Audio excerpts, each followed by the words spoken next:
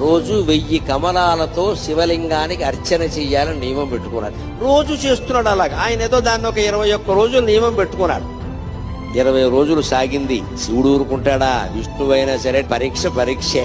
చివరి రోజు పరీక్ష పెట్టకుండా సర్టిఫికెట్ యూనివర్సిటీ వాళ్ళు కూడా ఇవ్వరు కదా, దేవుడేలా ఇస్తాడంటే. 21వ రోజు ఇంకా పూజ ముగుస్తుంది కదా అని విష్ణుమూర్తి సంబరంగా ఉన్నట్ట. రోజు చెరువులో 1100 కమలాలు పైన పోస్తున్నా, నేను 1000 కోస్తున్నాను, బాగున్నావు చూసి అంచేత అలా అని పెడితే ఆ వేళ ఆశ్చర్యకరంగా 999 పూసాయి. ఎంత వెతికినా 1000 కమలం కనపడలేదు. ఏమిటిది? ఒక్క కమలం తక్కువైంది. ఈ కమలం ఎక్కడి నుంచి తేవాలి అనుకుంటే ఆయనకి ఏమొచ్చిందంటే, నన్ను అందరూ కమలాక్షుడు అంటారు కదా, నా కళ్ళు కమలాలే కదా, కమలం తక్కువైతే ఏమైంది, ఇంకోటి తక్కువైనా పర్వాలేదు, నాకు 2 కళ్ళు ఉన్నాయి కదా అని ఒక కన్ను బాణంతో తీసి శివుడు పాదాల ముందు పెట్టాడమ్మా. అది విష్ణువు యొక్క భక్త కన్నప్పెంతో విష్ణువంతి.